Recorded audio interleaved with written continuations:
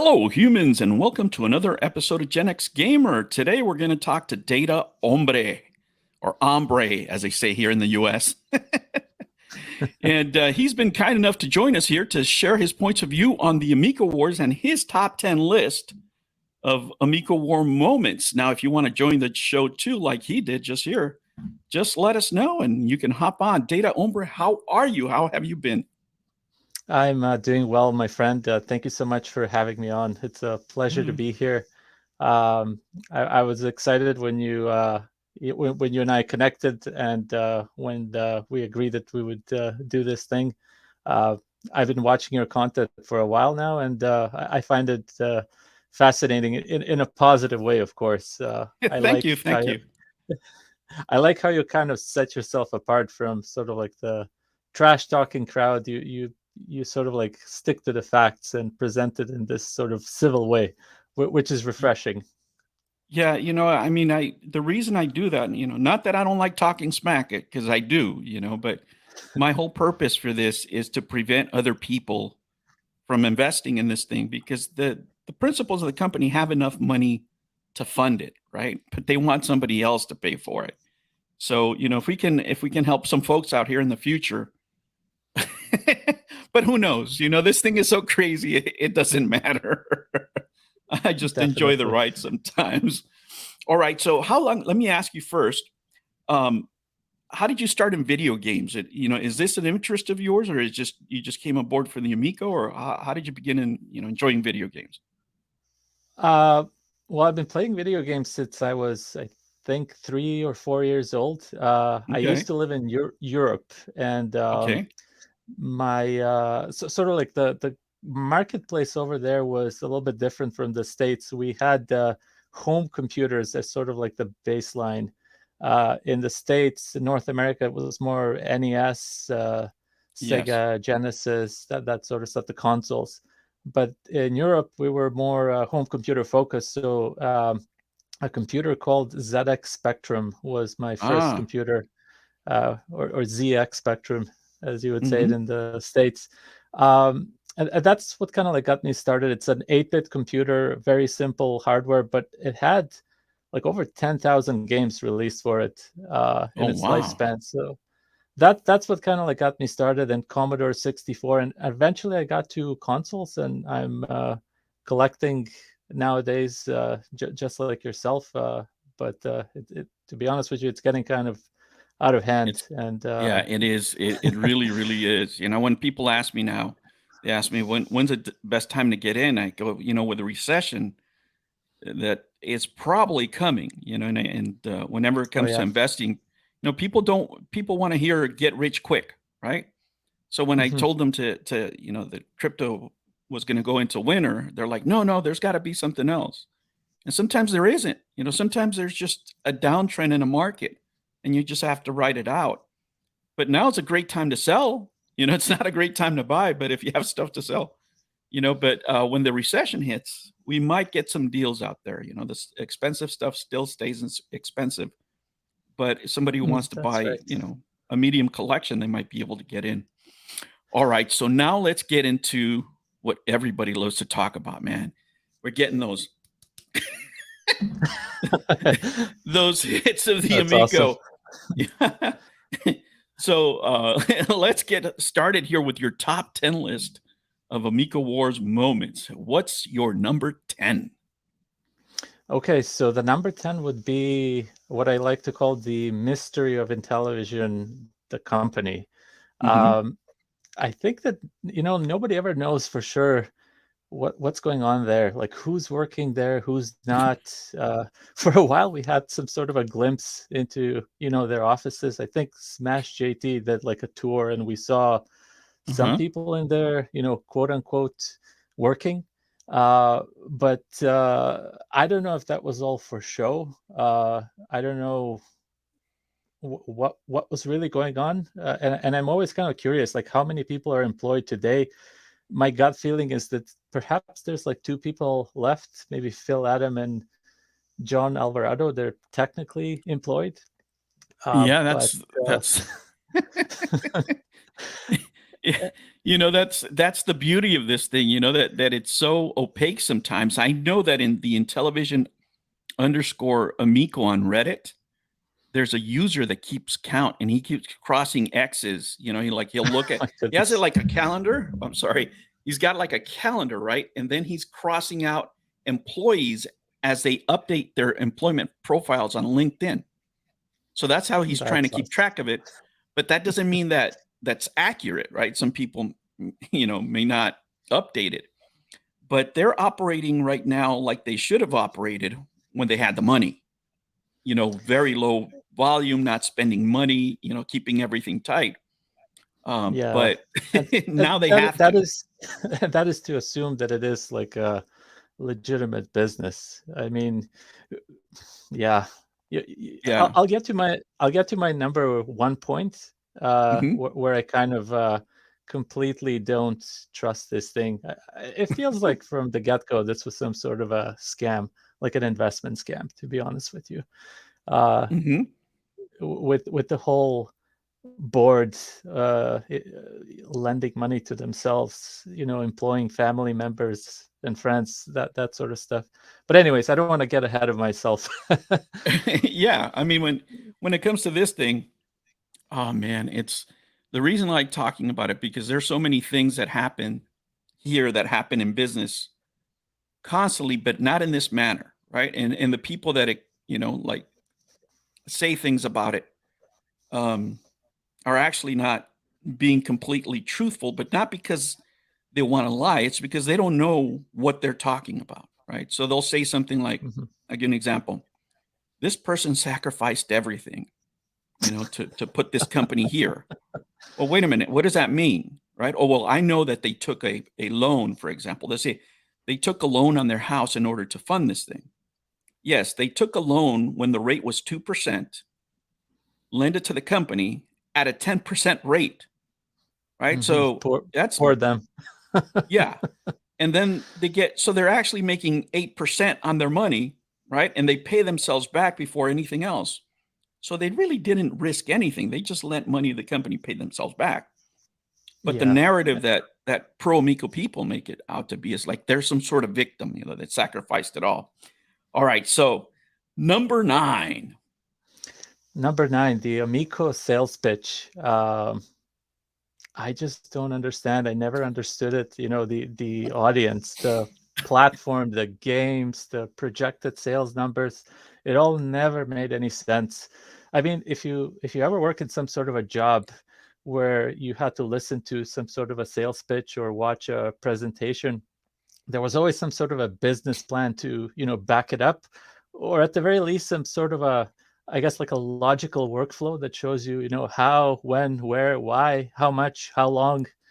But there's nothing like that here. And at best it's almost like some sort of a New Year's resolution. You say like, I'm going to be losing weight this year. Okay, Yes. great. How are you going to be doing that? Show me exactly how. And I just don't understand. These guys have cleaned house with the amount of money that they raised, um, and it's always been so hilarious to me. And I'm not an investor or a financial guy by any means, but some things have to make sense, and this never made sense. Um, It never did, it never did. And like you say, it's funny to us because we didn't invest. Investors, they're not laughing, but they would say things that Amico fans would repeat that were just incredible to hear, right? They would say, the company would say some things like this: non-gamers feel very positive about the company, right? Wait a minute. So people that are not going to buy your product, right, are the ones that feel the best about your company. Or they'll say, these games, are really for non-gamers. And if I came and told you, hey, listen, I want you to invest in this business, you know what I'm making? I'm making whiskey for non-drinkers. What? Yeah. I'm gonna start with whiskey, and then I'm gonna make wine for people that don't drink. That's really their sales pitch. And people that were pro Amico were sitting there going like, That sounds like a great idea. Yeah, that makes total sense. And you're just sitting there going, I mean, you don't have to be a business major to know that this is absolutely nuts. Yeah, What were your exactly. reactions to the reactions of fans to being positive to things that didn't make sense? What were you thinking when you heard things like that? Um, I was kind of like surprised and also very skeptical as to like who these people really are. Are these like paid quote unquote shills or some sort of a organized promotion? But then you do see that there are a lot of opportunists out there that I guess like sort of like the cult. They hope for some sort of rub off from this wave onto themselves and their accounts, YouTube channels, and they Yes. go for clicks and stuff like that, which I never really understood. That there's no like baseline for any kind of long-term success here. It's something that's completely outside of your control, out of your hands. You're listening to this very disorganized platform set of people, or an individual, really, in this case, Tommy. And it was just like shocking. But I think that's why it is a scam. They shoot for it. They'll find somebody to take advantage of, and they build on it. And here we are today. All right. Next, your number 8. So my number 8 would be definitely the CU podcast. They need to be given credit where credit is due. Mhm. From the get-go, they were sort of like the only major platform that openly opposed Tommy and his, BS and all the events of it, television. And they had the integrity, sort of like, not to bow down to any pressure that he put on, because he would just sort of like poof, materialize somewhere and call them out. And I've seen him sort of like successfully shame people into submission. But these guys, Yeah. they were stand up as far as that is concerned, and they ask good questions. They were focusing on how and why, which Yeah, Tommy, me particularly, I found Ian's analysis always the best because he that's right. liked at first he would say, like this game I'm interested in, right? He was really objective. Like I like this game, but this is the problem with this with this proposition, right? Like this doesn't make sense. Like I remember one of the Mhm. observations was about controls. If you're going to have this kind of system, the controls should be uniform throughout the games, right? Like if you're going to do, a double jump or whatever, it has to be standard. So if it's simple pick up and play, right? It's simple for the user. And those were things that made sense. And you go like, yeah, that does make sense, from Yeah, and it came from his background of working at the game store, just being a long-term, collector of games. yeah, And yeah. those are You're the right. things that were, yeah, Both of them, they're sort of like, I would say, like professional gamers. They're in a business of making their living, with regards to like talking about, discussing video games, consoles, events. And in the beginning, they looked at it very objectively. They've given it mhm, a fair chance, but at a certain point, after all the accusations and smack talking began, then all the gloves were off. So I mean, no wonder that it became a war. And I mean, to our benefit of the innocent bystander, it became hilarious. It was. I would watch every single week, listen to the podcast, that is, just to sort of like get the new funny news. It was like a comedy show. yeah. Did you ever watch that like 1 hour Tommy video that he did? It's unlisted, but you can find it where Yeah, he was just specifically talking to them, and it was like he was like sad and depressed. He's trying to convince them. It was yeah. it was I remember sad. that one. Yeah, I remember that one. He was sort of offering some sort of a truce, like, yeah, we got off on the wrong foot here. I'm sorry, you're sorry. Why don't I just come to your platform and, let's give me a fair chance, to discuss this. And yeah, meanwhile, if you let him in, he's never going to stop talking. Oh He yeah. he has this, power of not shutting up. And that's his kind of like skill.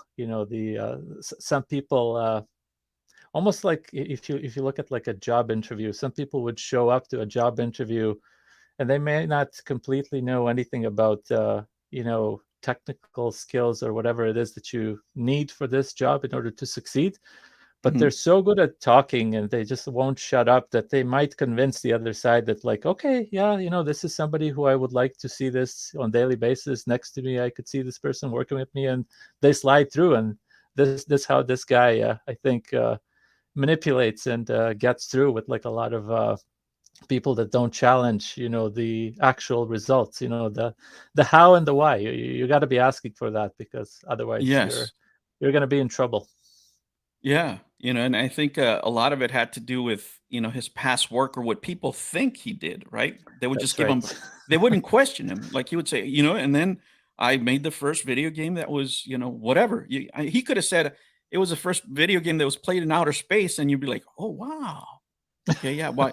He's a legend in the industry. He wouldn't lie about this, right? He wouldn't exaggerate, but that's exactly what he was doing sometimes. All Yeah. right, number 7. Number 7. So this would be the rise of criticism and I guess the channels that oppose the Amico. Hmm. Uh, I think viewpoints are getting more and more interesting as time goes by, and it's Hmm. always been fun watching people that dedicate their channels towards discovering new clues, discovering new evidence of lies and foul play and things that just don't make sense. And the growth of those channels has been sort of like remarkable. I like how you sort of like did your financial investment based sort of like viewpoint on this, and that's been like refreshing. A lot of the pro side gets into name calling, which I have to admit, like I watch it, it's fun, it's I hilarious, mean, some of it is this. fun. It is fun watching anybody lose it, right? Especially but one of the things, and let me tell you, when I first added the numbers, right? When they made their investment pitch and and added the numbers, right? So basically they were saying if you invest $1,000, you can make $10,000 if we sell 25 million consoles, right? Jeez. So, I mean, I was getting so much resistance that I made a video breaking it down. Like, look, this is, and people that were pro Amico, they were like basically like, you're full of shit. It's like I'm showing you the math, right? It's yeah, this has to sell more than the original Xbox for you to make money. This doesn't make sense. And Microsoft couldn't do it as a $1 billion company. You think these guys are going to do it? I mean, and Yeah. people were like, "You're just a hater." Okay, I whatever.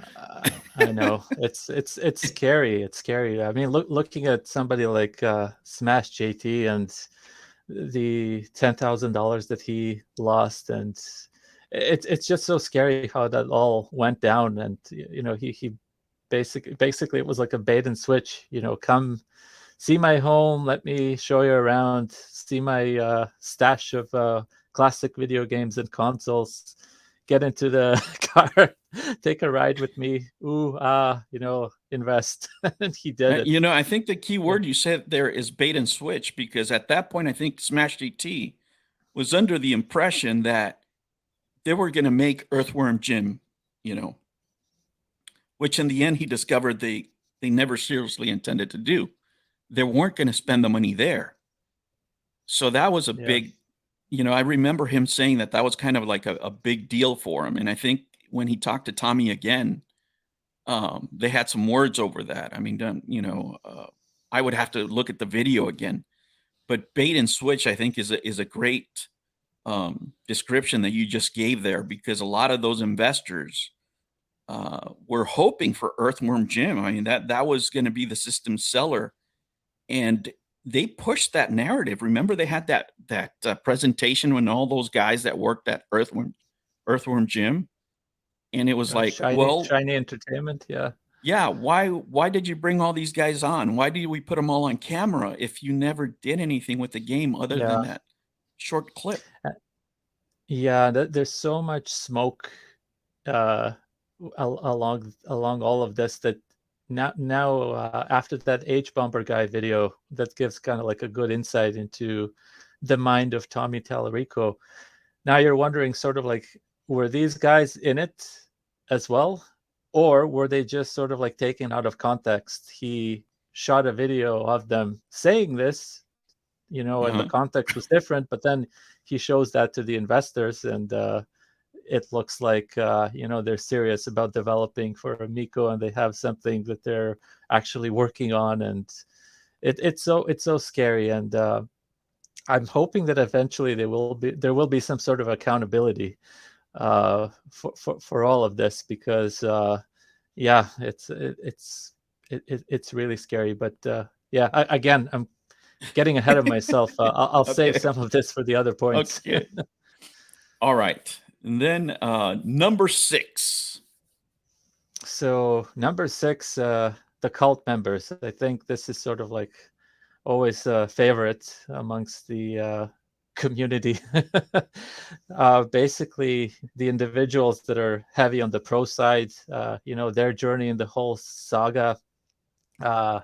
Where do you begin with these guys? You know, I mean, after that H Bomber guy, the oof sound video, if I was any one of them, I would run for the hills after that video, because that is so much sort of like direct, well presented negative press that can like bury you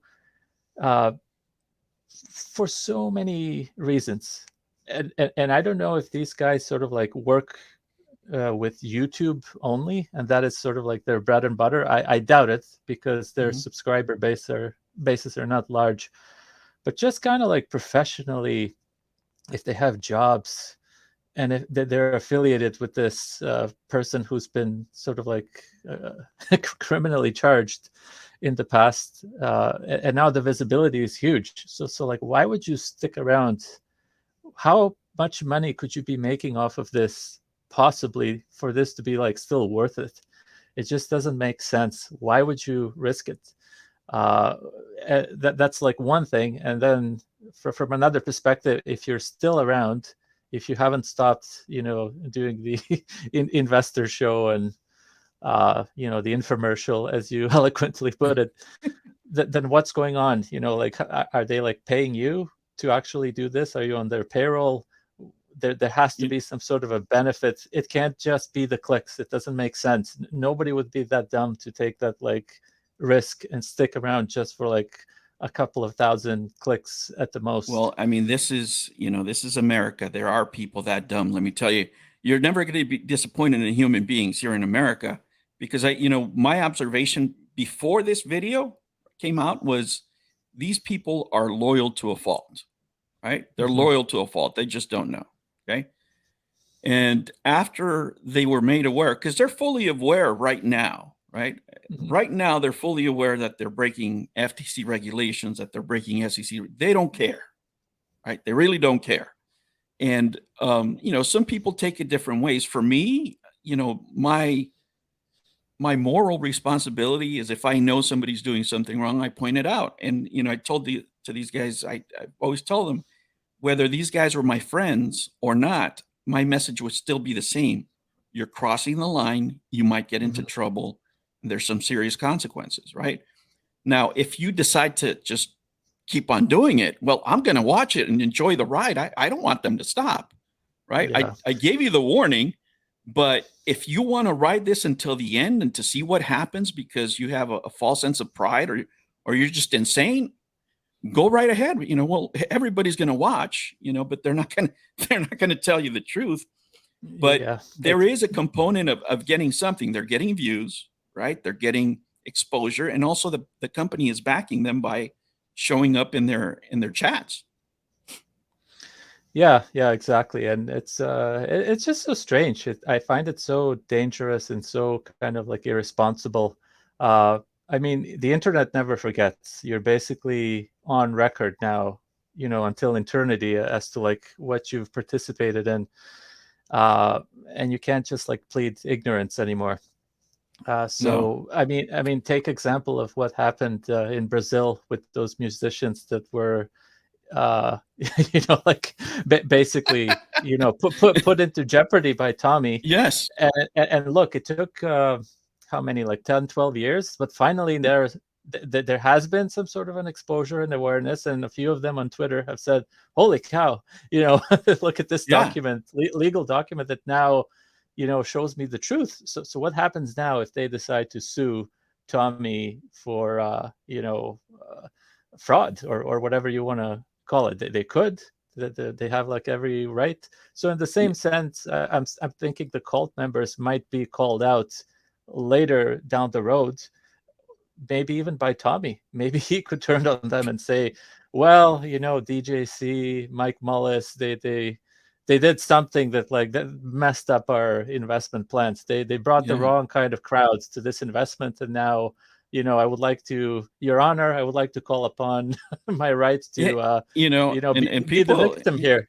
He's yeah. the expert at doing stuff like that. So again, for a couple of thousand views that he may Well, have brought in. he would be the only investor that hasn't lost money now that he's a monetized channel, and now that people that are giving him money would have you. But I've never given these people bad advice, right? It's probably not what they want to hear. I tell them, if you're going to do something for this company, get paid, because if not, the Exactly. liability's on you. Right now, if the government were to come down, they're not going to do anything to Intellivision, right? If they can find Intellivision did something wrong, they will. But if you're looking at these broadcasts, the only thing that's going on here that's wrong is not disclosing that you're an investor promoting a product, right? That really is the only thing that's going on. That's the only thing they're going to look at. And if he says, Yeah, well, he told me to do it, they're like, this is your channel, your responsibility. Don't be yeah, pointing fingers. You're the one going to court. that's right. 5 years down the road, the public opinion might be like, well, sure, Tommy was there for a year, but DJC was there for 5 years promoting this. So who Yeah. do I go after? DJC? All right. Now you're number 5. So the number 5 would definitely be the H-Bomber guy's oof sound video. So in my opinion, this was like a total, absolute, definitive nail in the coffin of in television, the Amico, Tommy. It was like huge eye opener in this like nicely presented play-by-play basis of like the extreme levels of misinformation and lying coming from Tommy about like anything pretty much. It's not really Amico focused for the most part, but it is Mm-hmm. focusing on the mascot, if you will. Yeah. And if you sort of like apply that to the Amico story and the events, you put the two and two together and you go like, well, okay, it looks like this guy has never done anything honest in his life. You get to question every one of his statements, moves, Yes. opinions, accomplishments, and nothing really makes sense. So he obviously pulled the wool over everybody's eyes and misrepresented most of it, everything pretty much. And yeah, it was great that somebody made a video that was of such kind of like Yeah. it's almost like in boxing, like of such like weight class, because Yes. that video has generated almost 2 million views now. So It's over 3 million now. over 3 million. Oh wow, Yes. that's It's amazing. over 3 And I million. actually learned of that video through your channel. I was Oh, waiting for like another video to come up by you, and you made it sort of like short. You didn't really give away what was it about. You said something like, this changes everything, and when Yeah. I clicked on it, I looked at it and I go like, oh my goodness, 2 hours. Like I'm not gonna have time for this. What is this? But then as it goes, it just sort of like sucked you in. You could not look away. You could not. I literally stopped doing what I was doing. I had to sit through the entire 2 hours. It was that good and informative. And honestly, if you play it again now, you would probably spend 2 hours watching it again. Yeah. I mean, The there's delivery people was that, amazing. yeah, there's people that went through it, and I think the biggest effect that that video had is that it hit right to Tommy's credibility and his Hmm. reputation. What's and that is what he used, to raise, the Amico up from the ground and actually just raise investments. That's how he did it. When those investors look at this video, right?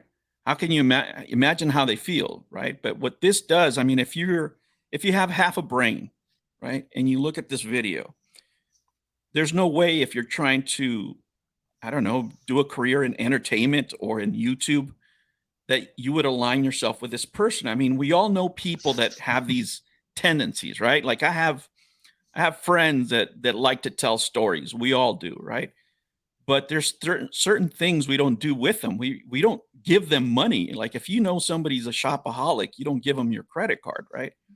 And but these people, I mean, the real ones, right? The ones that are really in deep, they refuse to see just the basic facts. They can't entertain the thought of multiple things being true, right? They'll tell you, well, he was always really nice to me. They'll say it about DJC. They'll say, but he was always real nice to me, right? Well, I know I have friends.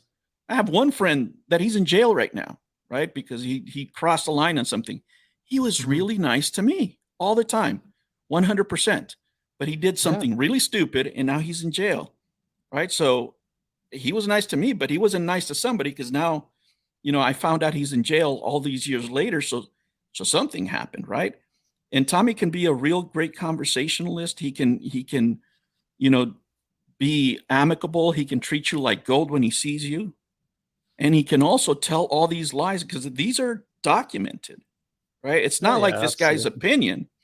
This guy, the one, my favorite one is where he went from, I was in MTV Cribs, right? Which he never was, but he said it once. And then he Yeah. goes, I was there a couple of times. A couple of times. What? And he's telling these to people that he's giving interviews to, supposedly that, he likes. Well, but if you tell that kind of lie to somebody, obviously you don't respect them, right? Because you don't think that they're that smart that they can figure this shit out. Yeah, exactly. It's the art of hiding in plain sight. I think that's what I Hmm. would call it, and that's why a lot a lot of people may not like question immediately because naturally your guard is down. You don't think that somebody would be deceitful with such kind of like a warm approach. He's there. He's you know available. He's personable. He's giving me their time, but that's the art of the con. All right. Number 4.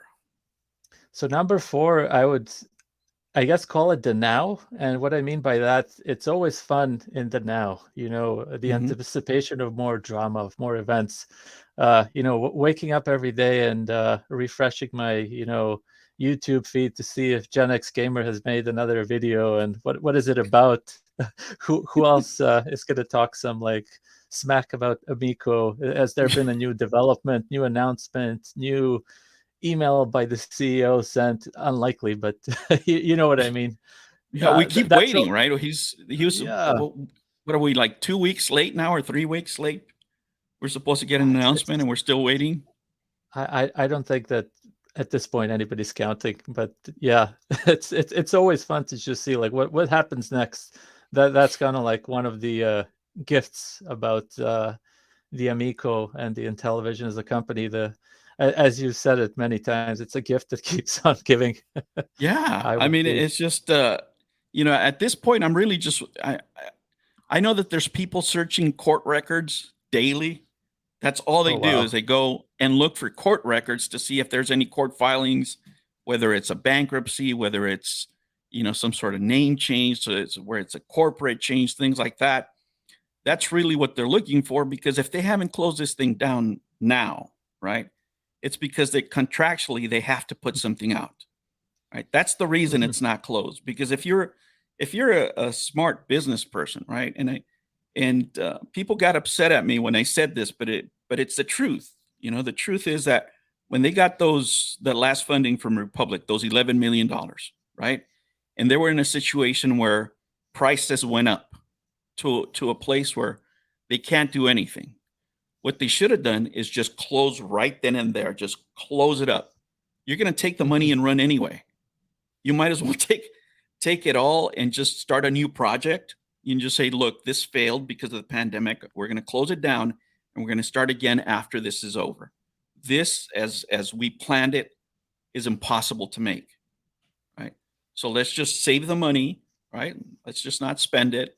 You know, do something like they're doing now where people are working out of their homes or whatever. And then in 2022, 2023, let's do a new project. That's what they should have Yeah. done. Well, But you're they wanted, assuming that they have integrity or a shred of it. That yeah, and you're assuming that this is not a scam. But yeah. Well, back yeah. then, I was hoping that they did, but absolutely not. I mean, this just got better. I'm telling you, this should be on Netflix. Oh yeah, Okay. absolutely. All right. Number 3. Number 3, so I would say would be sort of like lessons learned all of this. So, what have we learned from all of this and how do we position ourselves for the future? So I see sort of like a few things out of this. There's definitely sadness. There's the Hmm. investors that were materially impacted. You got to feel Yes. sad for those people. They're never going to see their money back. There's gratitude because, like you always say, the Amico is a gift that keeps on giving. So for like a bystander, this is like gold. It's entertaining. It's fascinating. Uh, there's also like anger, obviously, Yeah. because there's criminal behavior here that's involved, or it seems like it's going to be. I mean, Possibly. yeah, Speculating. nobody We're has. speculating. We are speculating, Yeah. absolutely. Uh-huh. Yeah. um, and at the end of the day, I think I hope that there's going to be some like healing as a community, and there should be some like awareness of the events that happened. They should all be readily available for people to sort of like reflect on, digest, and hopefully, for any kind of like an investor that comes into uh, a venture like this, like the Amico or something similar, they should be educated, and they should learn from it, I hope. Yeah. One of the probably the only things that makes me frown is when I hear these Amica supporters say, Tommy's the victim here. The investors should have known that they could lose all their money, right? So that's why in my bumper music, I play his words. I don't lose, right? I'm Yeah. going to send you That's a good cash one. at the end of the year, right? I try to put things that are facts, and that's not disputable, right? Like you don't Oh, see them come at me for saying something no, that's just no. torrid, because all I do is I play his words. Those are Yeah, his words. You promise these and people money. that's right. He was truthful, 100% truthful there. He absolutely didn't lose. He Yes. pocketed the cash and disappeared. Yeah, and you know what? And they berate the investors, right? And they think that they're better friends than Tommy, or they love Tommy more. And my point is, these guys believe Tommy more than you, because they spent thousands of dollars believing him. You didn't spend anything. The only thing you're doing is getting more viewers by talking about Tommy, right? That's what Mhm. you're doing, right? And it's really sad that you're sitting here criticizing people that lost a bunch of money because they believed in your hero more than you do, right? That's the That's part right. where I find a little Yeah, that you're that just absolutely sucks. right. Yeah, yeah. All right, The now number 2. They're getting better number and 2. better. So number 2, it has to be the man himself, Tommy Tallarico. Like no matter how we slice it, it's always been about this individual, really. He brought so much material to all of this. Where do you even begin? It's like watching a clown show, on daily basis. And like, a lot of people admit it on the pro side, like they miss Tommy, like he should Yeah. really come I, back. yes, But definitely. yeah, but I don't think that he. I think this was all, in my opinion, premeditated, and I don't think he's ever gonna come back. Yeah, no. This is sort of like more to prove to the point that this is some sort of a scam. He did what he planned out to do, and now he's like gone. Especially after all the bad rep. What is there more for him to sort of like argue and prove? That there's absolutely no chance of this thing coming out with like 2 employees. Like, is John Alvarado going to like assemble enough units to generate 10x return on your investment?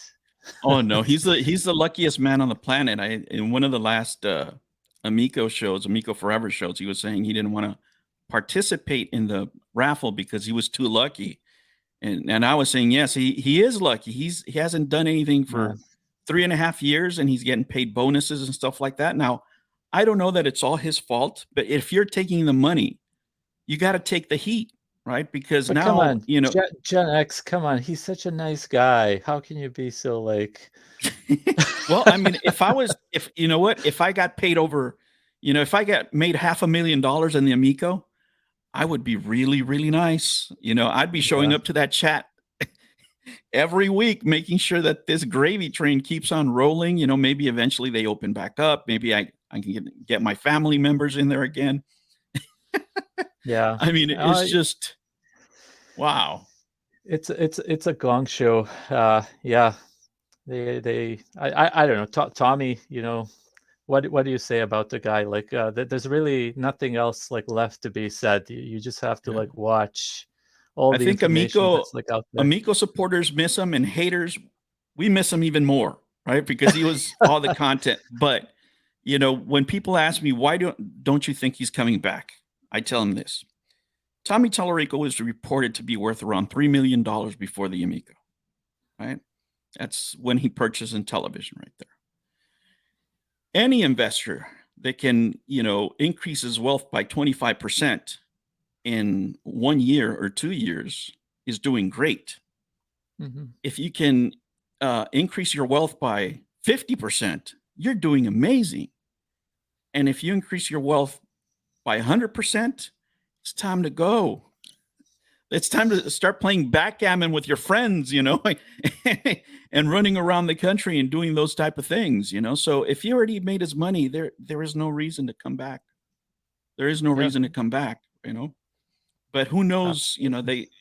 we heard he had some personal problems, aka I had to sell my stuff because a pretty young lady is not happy with me anymore, that kind of stuff. So Yeah, it's we'll see what. more hiding in plain sight bullshit. That Yes, sounds like, you should feel sorry for the guy. And yes, it's like, how difficult is it to write some sort of a statement and explain things if you have a shred of integrity, like yeah, even like hire a lawyer if it's like if you're considered that, like, legally, am I going to say something that I shouldn't, and I'm going to put the whole exactly. operation in jeopardy. You can do it the right way. There are ways of doing it, but the fact that you just like disappeared, and you seem like for years like you're addicted to responding to everybody who disagrees with you instantly, and now like you're nowhere to be seen. It's as if somebody shut down your internet. Like, this just doesn't make sense. Yeah, but I mean, But what I is he think coming back to? After that video, he has no reputation, right? He has no business, he has no credibility, and if he comes no. back, where is he going to show up? I mean, some investors invested a lot of money.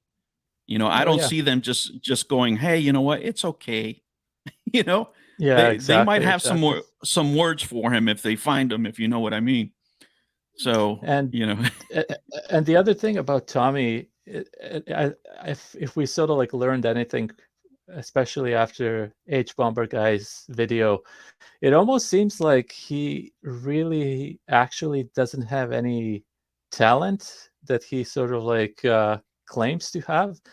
Even when it comes down to sort of like the baseline skill set, which he should have, which would be like some sort of sound development or yeah, some sort of a music playing, producing capability, he seems to be a business owner, period. He seems to be yes. outsourcing every single skill set needed to somebody else, and then he sort of like closes the deal. Which is okay. That's a skill, sure, but he's misrepresenting his portfolio tremendously. I don't think that he's developed anything, for a second in his life in terms of like, some sort of like computer code or playing an instrument. Even it's all smoke and mirrors. Well, I mean, I think Mike Mullis would disagree with you. You know, he believes everything that Tommy says.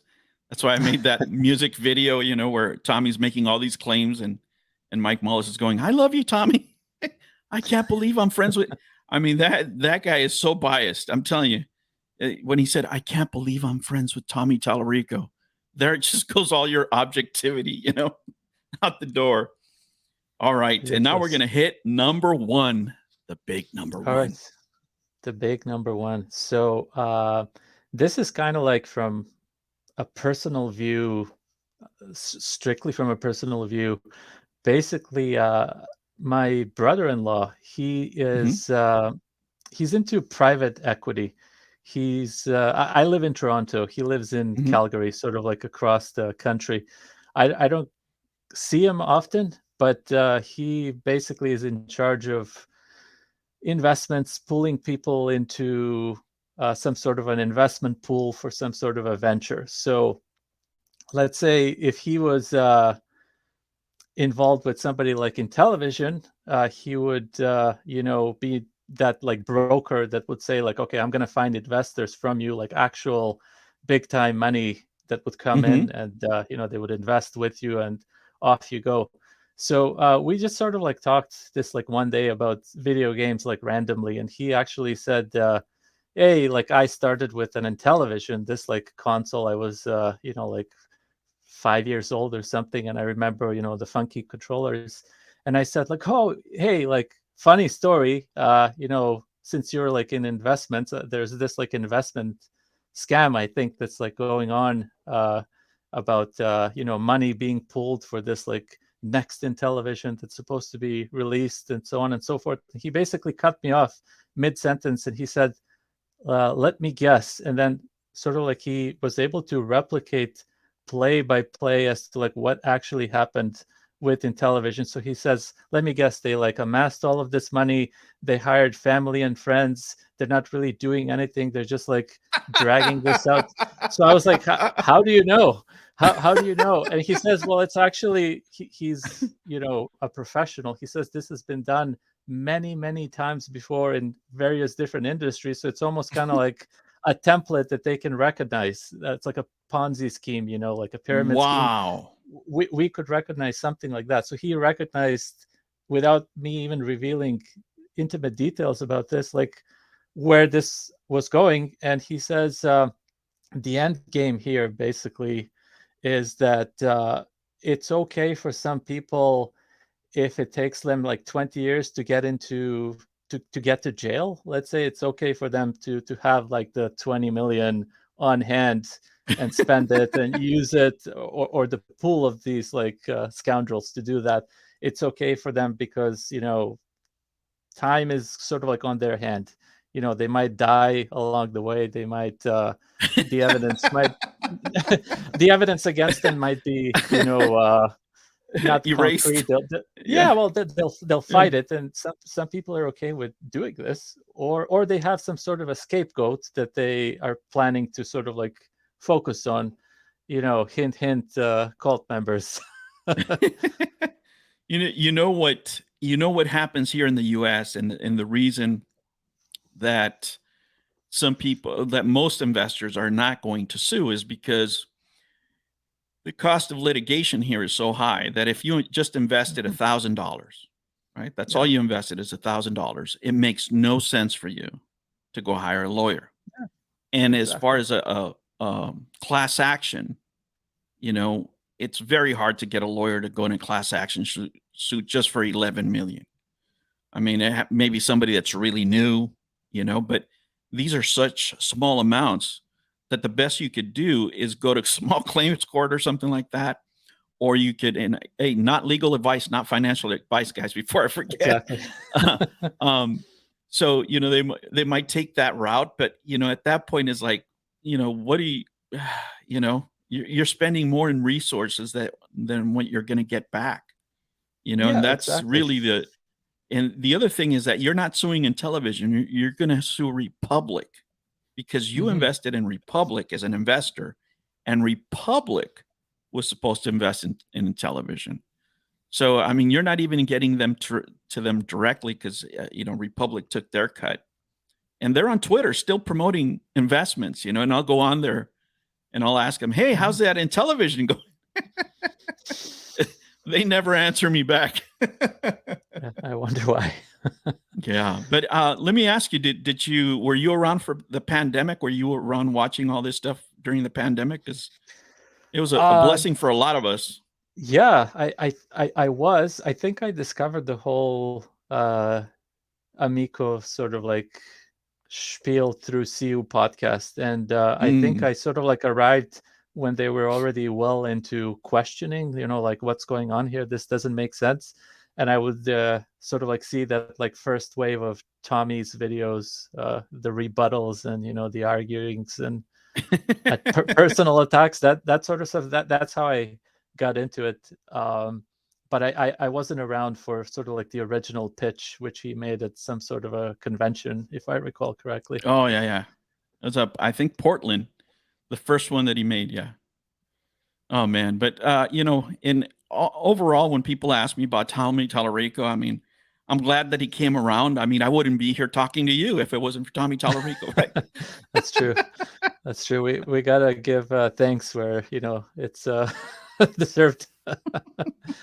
Well, listen, I want to thank you for being a viewer. I want to thank you for coming on the show, agreeing to come on the show and share your stories with us. That one with your brother-in-law or your brother, oh my gosh. Yeah. I mean, yeah, that was so prophetic, right? I mean, he really broke it down to to what it ended up being, especially when he said family members. I was like, yeah, exactly. And like the real money, they've obviously seen everything and they know how to smell BS, when they see it. Yeah. And that comes back to my point earlier on, like how are you going to do this, Tommy, and in television? Give me a detailed business plan, give me something that I can understand. Don't just say like, this is my New Year's resolution. In the New Year's, I'm going to sell 10 million units. And then in 2 months, I'm going to sell 200 million units. And then in 6 months, somebody's going to buy me out. Well, okay, great. But how? Well, it was on his vision board. That? Remember, he had a vision board from that book he was reading or something. Yeah, exactly. It's gift that keeps on giving. All right. Well, thank you, sir, for joining us. That was Data Hombre. Are you putting stuff on your channel now? What are you doing on the internet? I am. I've just started my YouTube channel. It's a sort of a classic computer video game focused, with an occasional rant. So definitely, check me out if you're interested in stuff like that. All right. I'll put the links down below for sure. Thank you. And I really appreciate you having me on, Gen X. I really appreciate everything that you do. And in the manner you do it, keep up the good work. It's great. Well, thank you so much. It's nice to hear that. Thank you so much for joining us. Have a great night. You too. Thanks for having me.